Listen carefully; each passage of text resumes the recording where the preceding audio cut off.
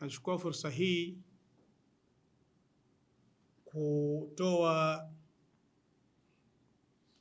tahadhari kwa wapigaji kura wa kaunti ya Kwale na kaunti nyinginezo kote nchini Kenya kwa sababu ya ujanja na ukora ambao umeanza sehemu za Kwale,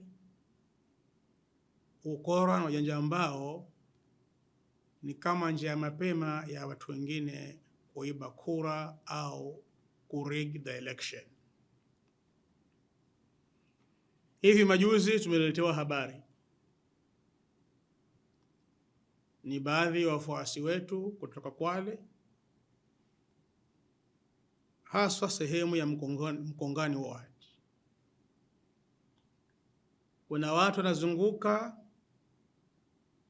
Kwale County na kuandikisha majina 20 katika kila kituo cha upigaji kura, yani every polling station wanaandika majina ya watu 20 kwa kila polling station. Wakiulizwa sababu hiyo, wanasema kuna mheshimiwa atakuja kuwaona. Kwa hivyo achukua majina 20, namba ya kitambulisho na pia kitambulisho wanakichukua waondoka nacho,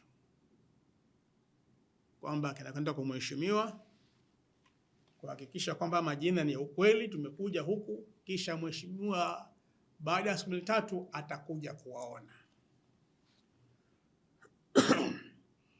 Baada ya siku 3 kumalizika, hakuna mheshimiwa anayekwenda,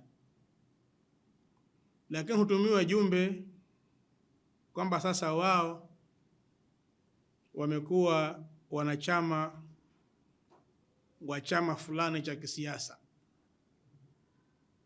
bila ya wao wenyewe kuwaradhi kusajiliwa kwa chama hicho cha siasa.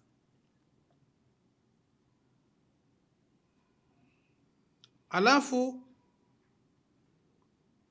wanapodai sana kuona mheshimiwa, wanaambiwa mheshimiwa atakuja, lakini njooni na kadi zenu za kura. Sasa hii imewatatiza watu wengi sehemu hiyo ya Mkongani, na tuna hofu huenda zoezi hili lilikuwa linaenea katika kaunti nzima ya Kwale na maeneo mengineyo katika nchi ya Kenya. Kwa hivyo tunaiomba serikali kufanya uchunguzi wa swala hili na kuwakamata wahusika. Hii ni An-Nisaa TV.